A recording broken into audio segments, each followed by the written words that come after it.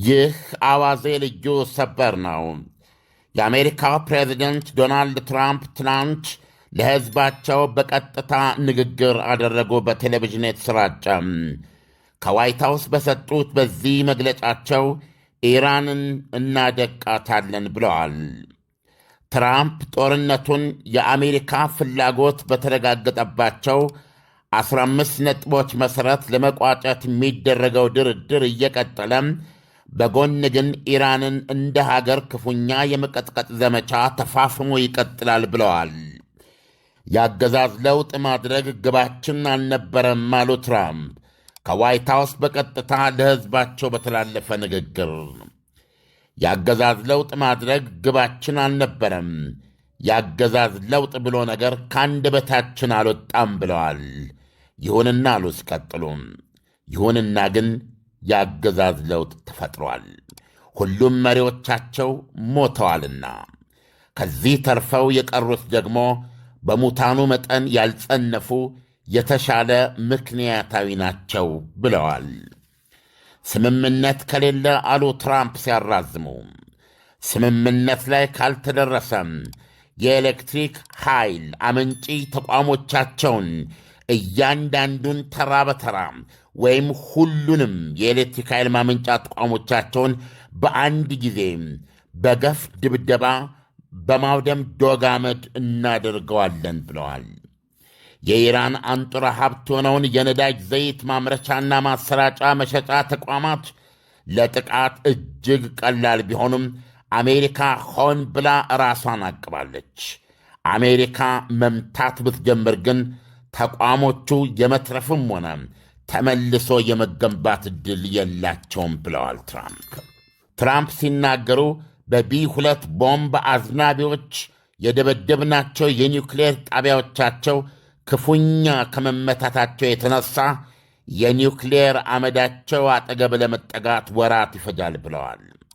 ከወራት በኋላም ወደ አመዱ ለመጠጋት ሲንፏቀቁ ብናገኛቸው በሚሳኤል ሩምታ ክፉኛ እንቀጠቅጣቸዋለን ብለዋል። ኢራኖች የመካከለኛው ምስራቅ ጉልቤ ነበሩ፣ ከዚህ በኋላ በማንም ላይ አይፈነጩም ሲሉም አክለዋል። እናም ይህ ጦርነት ለልጆቻችሁና የልጅ ልጆቻችሁ መጻኢ ዕድል የተደረገ መዋለ ንዋይ ነው ብለዋል አሜሪካውያን ከኢራን ጠብጫሪነትና የኒውክሌር ታጣቂነት ማስፈራሪያ ወይም አፈና እነሆ በመጨረሻ ነፃ ወጥታቸዋል ብለዋል። አያይዘውም በወሰድናቸው እርምጃዎች የተነሳ ለአሜሪካና ለቀሪው ዓለም በሙሉ የኢራንን መሠሪ ስጋት ሙልጭ አድርገን ለማጥፋት እነሆ ጫፍ ደርሰናል። ስናጠናቅቅም አሜሪካ የበለጠ ደህንነቷ የተረጋገጠ የበለጠ የበለጸገችና ከስከዛሬ ሁሉ የበለጠ ታላቅ ትሆናለች ብለዋል። ዶናልድ ትራምፕ ቀጠሉ። የኢራን ባሕር ኃይል ተሸኝቷል። አየር ኃይላቸው ጉድባ ገብቷል። መሪዎቻቸው ብዙዎቹ ተገለዋል። የእስላማዊ ዘብ ኮሩ እዝና ቁጥጥር በዚህ አፍታም እየደቀቀ ነው።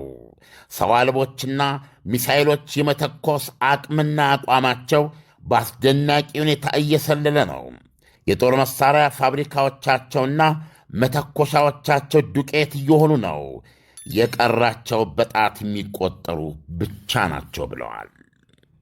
ይህ በእንዲህ እንዳለ ከግማሽ ክፍለ ዘመን በኋላ ሰው ወደ ቅርቧ ባዕድ አካል ትናንት ሌሊት ለመጀመሪያ ጊዜ ጉዞ ጀመረ። አርተሚስ 2 የተባለችዋ የዩናይትድ ስቴትስ አሜሪካ መንኮራኩር ጠፈርተኞችን አሳፍራ ትናንት ወደ ጨረቃ ተተኮሰች።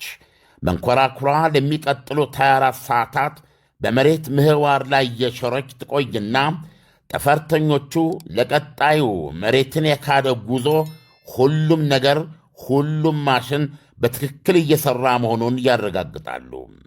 ሁሉም አማን ከሆነና ካረጋገጡ መሬትን ወደ ኋላ ትተው እስከ ጨረቃ የተዘረጋውን ብርሃንና ጨለማ የማይፈራረቅበት ወጥ የብርሃን ገዋ ውስጥ እያቆራረጡ ወደ 400,000 ኪሎ ሜትር ይጓዛሉ። በጠቅላላው 10 ቀናት በሚፈጀው በዚህ ፈር ቀዳጅ የጨረቃ ጉዞም የተሳፈሩ ጠፈርተኞች ጨረቃን አይረግጡም። በቅርብ ርቀት ሰማዩ ላይ አንድ ፈጣን ሹረት በማድረግ በዐይነ ሥጋቸው ገጿን የሚታዘቡ የሰው ልጅ ምስክሮች ይሆናሉ። የሮኬቱ አናት ላይ የተጫነችውና ጠፈርተኞቹን ያሳፈረችው ጋቢና መንኮራኩር ኦሪዮን ትባላለች። ጠፈርተኞቹ 4 ሲሆኑ 3ቱ የአሜሪካ የህዋ ምርምር ኤጀንሲ በምህጻረ ቃል የናሳ አባላት ናቸው። ሬድ ዌዝማን፣ ቪክተር ግሎቨር እና ክሪስቲና ኮች ይባላሉ። 4ተኛው የካናዳ የህዋ ኤጀንሲ ባልደረባ ጄሬሚ ሃንሰን ነው።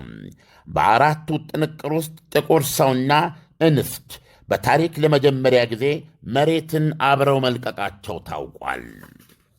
የሰው ልጅ ለመጨረሻ ጊዜ ጨረቃ ላይ ደርሶ የተመለሰው በፈረንጅ 1972 በኢትዮጵያ 1964 ነበረ። ከ54 ዓመታት በፊት በጊዜው የጨረቃን ገጾች ያስዳሰሰችው አፖሎ ከተጓዘቻቸው ርቀት በላይ በመጓዝ ክብረ ወሰን የምትሰብር ናት አርተሚስ። ጠፈርተኞቹም የጨረቃ ሰማይ ምህዋር ላይ ደርሰው ስለ ሁላችንም እርካታ የጨረቃን ገጽታ በዐይነ ሥጋ የሚቃኙት በጉዞአቸው 6ኛ ቀን ላይ ነው። ጠፈርተኞቹ ከነሱ በፊት ወደ ጨረቃ ከተመላለሱት መካከል ከአፖሎ 8 መንኮራኩር ጠፈርተኞች መካከል አንዱ የሆነው ቢል አንደርሰን እናት ምድራችን መሬትን ከጨረቃ ገጽ ላይ ቆሞ ያነሳት የመሬት መውጣት ኤርዝ ራይዝ አይረሴ ፎቶግራፍ አይነት አዲስ ምስል ማንሳት ነው። ፎቶግራፉ ግልብጥ ዓለም እንዲሉ ከመሬት ሆነን ሽቅብ ከምናያት ጨረቃ አድማስ በላይ የፀሐይ ጀንበር ከተራሮች ጀርባ ብቅ በምትለው አይነት መሬት ሽቅብ እየወጣች ራሷን ስትከስት የሚያሳይ ነው። በህዋ ገዋ ውስጥ አረንጓዴ ውቅያኖስና ባሕሮቿ ከነጩ ደመናዋ ጋር ተሰላስለው በሰዓሊ ብሩሽ ቀባቀባ የተደረጉ በሚመስል ሁኔታ ክብ ዕንቁ መስላ ተንጠልጥላ ትታያለች። አርተሚስ 2 እንደ ቀደምቷ አፖሎ ይህና ፍዛ ደንግዝ ምስል ዳግመኛ ቀርጻ እንድትመለስ በጉጉት ይጠበቃል። መንኮራኩሯ በጨረቃ ስር ካለፈች በኋላ በጀርባዋ በኩል በጥልቀት ገዋ ውስጥ ገብታ ሽቅ በመውጣት በአናቷ ላይ አልፋ ቁልቁል ወደ መሬት ሰጥቶ የመግባት በረራን የምታደርገው ፍጥነቷ አይጣን ነው። ተልኳን ጨርሳ በ10ኛው ቀን ከባዕድ ዓለም ወደ መሬት ዓለም የሰማይ ክልል ስትገባ የሚኖራት ፍጥነት ብታምኑም ባታምኑም በሰዓት 40233 ኪሎ ሜትር ነው። በአንድ ሰዓት ጊዜ ከአዲስ አበባ ዋሽንግተን 2 የምልልስ ጉዞ ለማድረግ የሚያስችል ብርቅታ። አዲስ አበባ ዋሽንግተን፣ ዋሽንግተን አዲስ አበባ፣ እንደገና አዲስ አበባ ዋሽንግተን። አርተሚስ 2 የአዲሱ ትውልድ የመጀመሪያው አፖሎ ናት። የቀደመው ያረጀው ትውልድ በአፖሎ ተከታታይ ጉዞዎች ከመሬት ውጪ ሌላ መሬት በመዳበስ በመራመድና አፈር ቆንጥሎ በመምጣት ፈር የቀደደ አሳሽ ቢሆንም የአሁኑ ትውልድ ግን ከአርተሚስ 3 ጀምሮ ሌላ ፈር ለመቅደር ተዘጋጅቷል። ጨረቃ ላይ ማረፍ ብቻ ሳይሆን ቤርጎ ይሠራል። እየዋልና እያደርም ሌሎችን የሩቅ ዓለማት የሚዳስስባቸውን አስደናቂ ጉዞዎች የሚያደርግባቸውን የማምጠቂያ መናኸሪያ ጣቢያ ራሷ ጨረቃ ላይ ይገነባል።